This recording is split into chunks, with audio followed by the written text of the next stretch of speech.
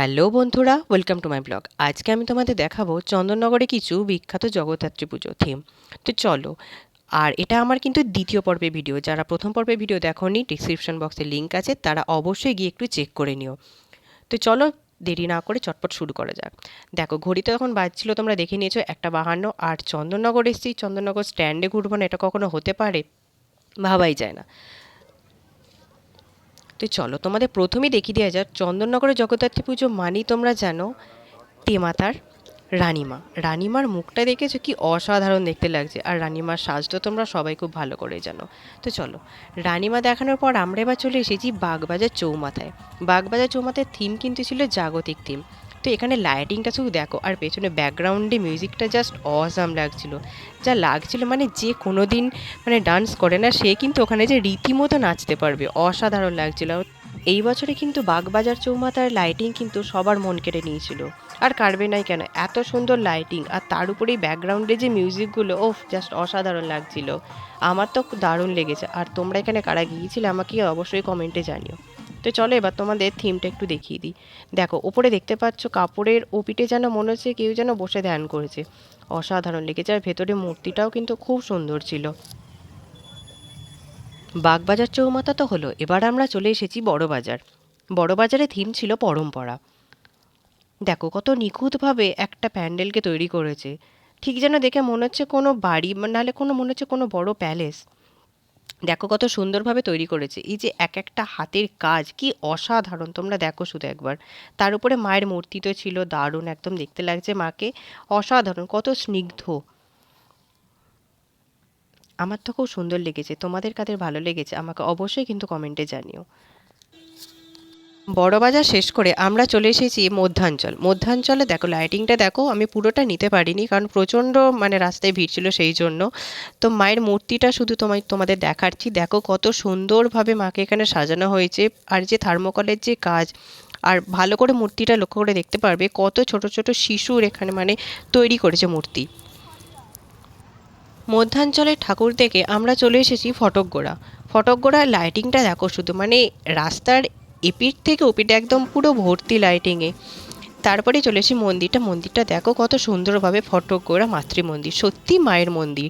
অসাধারণ দেখতে লাগছে ওদের যে লাইটিং, তার উপরে এই যে সাজানো, মানে মুগ্ধতা করে দিচ্ছে চোখকে একবারে। তার উপর মা, আর এই যে সিংহ মামা বসে আছে এখানে চুপটি করে। মায়ের মুখটা দেখো কত শান্ত, কত স্নিগ্ধতা। এরপরে আমরা চলে এসেছি, না এর নামটা আমি বলবো না, যারা জানো আমাকে কিন্তু কমেন্টে জানিও এই থিমটার নাম কি আর এটা কোথাকার। তো তোমাদের পুরো প্যান্ডেলটা একটু দেখাই, কত সুন্দরভাবে সাজিয়েছে দেখো। এত সুন্দর ওখানে অ্যাম্বিয়েন্সটা ছিল, জাস্ট অসাধারণ। প্রত্যেকটা লাইটিং এত ভালো, আমার তো দারুণ লেগেছে। তোমাদের, আর হ্যাঁ, তোমরা কিন্তু অবশ্যই কমেন্টে লিখো যে এটা কোথাকার, মানে কোথাকার ঠাকুর এটা। তোমরা কিন্তু অবশ্যই চন্দননগরের, কিন্তু কোথাকার সেটা আমাকে কিন্তু জানাতে একদম ভুলো না। তারপর চলে এসেছি আমরা দৈবকপাড়ায়। দৈবকপাড়ার ভেতরে প্যান্ডেলটা কিন্তু খুব সুন্দরভাবে সাজিয়েছিল, আর্টিফিশিয়াল গাছ থেকে শুরু করে সমস্ত কিছু। আর এখানে মায়ের মূর্তিটা একটু অন্যরকম, তোমরা দেখলেই বুঝতে পারবে। ভিডিওটা দেখতে থাকো, অবশ্যই বুঝতে পারবে। ভেতরটা কত সুন্দরভাবে দেখো, কি সুন্দর, মানে লাইটিংটা এত মুগ্ধতা, কিছু বলার নেই। চলো, এবার তোমাদের মায়ের মুখটা একটু দেখাই। তোমাদের বলেইছিলাম প্রথমে যে এখানে মাকে একটু অন্যরকমভাবে সাজানো হয়েছে। তো দেখো, সমস্ত যে মূর্তিগুলো হয় তার থেকে একটু অন্যরকম মাকে এখানে দেখতে লাগছে। খুব সুন্দর লাগছে দেখতে, আর সাজানো গোছানো দারুণ ছিল। এরপরে আমরা চলে এসেছি চন্দননগর কেন্দ্রীয় কমিটি অঞ্চলে। দেখো এখানে থিমটা তোমরা দেখেই বুঝতে পারছো, একটা সাঁওতালি যে থিম যেটা হয় আদিবাসী টাইপ, তো সেইটা এখানে তুলে ধরার চেষ্টা করেছে। আর ভেতরে গেলে এখানে দেখতে পাবো, তোমরা দেখতে পাবে যে ছৌ নাচ যেটা হয় সেই সেই রকম আর কি নিয়ে তুলে ধরেছে এখানে। আর বাইরে যে সমস্তগুলো ছিল ওখানে নারকোল, তারপর যে সুপারি হয়, শুকনো সুপারি, আখ, খড়, এই সমস্ত কিছু দিয়ে পুরো প্যান্ডেলটা বাইরে থেকে সাজানো হয়েছে।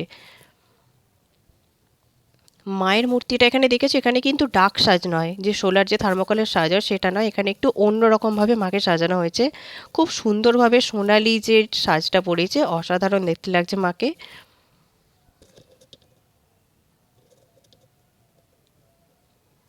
দারুণ দেখতে লাগছে একদম, মানে চোখ সরানো যাবে না, একদম অসাধারণ দেখতে লাগছে।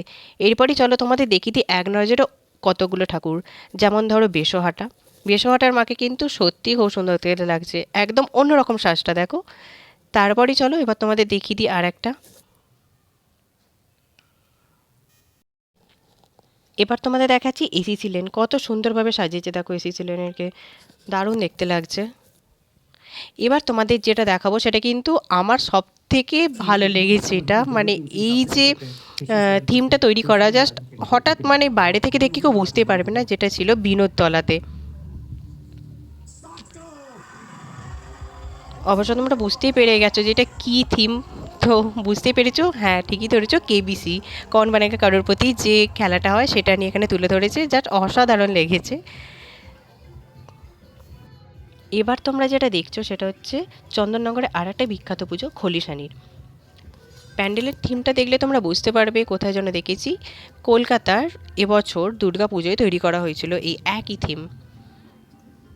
ভেতরের যে লাইটিংটা কিন্তু অসাধারণ করেছিল, প্রত্যেকটা কাজ কত নিখুঁতভাবে হতে পারে, বাঁশ থেকে শুরু করে বেত কঞ্চি সমস্ত কিছু দিয়ে পুরো প্যান্ডেলটা একদম সাজানো হয়েছে। আর ওপরে এই যে পেতেগুলো দেখতে পাচ্ছ তোমরা কেমন ঘুরছে দেখো, কত সুন্দরভাবে তৈরি করেছে, চারিদিকটা কিন্তু চোখ ধাঁধানো ছিল।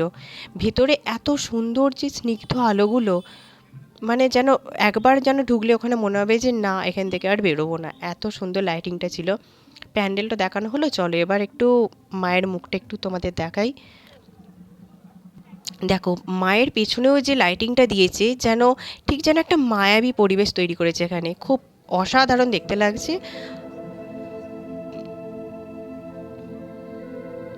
আমার তো দারুণ লেগেছে, খলিশানের পুজো সব থেকে ভালো লেগেছে। আর হ্যাঁ বিনোদতলাটা তো লেগেছেই। তোমাদের কোনটা ভালো লেগেছে আমাকে কিন্তু কমেন্টে জানাতে একদম ভুলো না। তো চলো আজকের ভিডিও চন্দননগরে জগদ্ধাত্রী পুজোর এখানেই শেষ করলাম। তো তোমাদের কেমন লাগলো ভিডিওটা আমাকে কিন্তু কমেন্টে জানাতে একদম ভুলবেন না। আর হ্যাঁ আমার চ্যানেলটা কিন্তু সাবস্ক্রাইব করতে আর ভিডিওটা লাইক শেয়ার কমেন্ট করতে একদম ভুলবেন না। দেখা হচ্ছে পরের ভিডিওতে।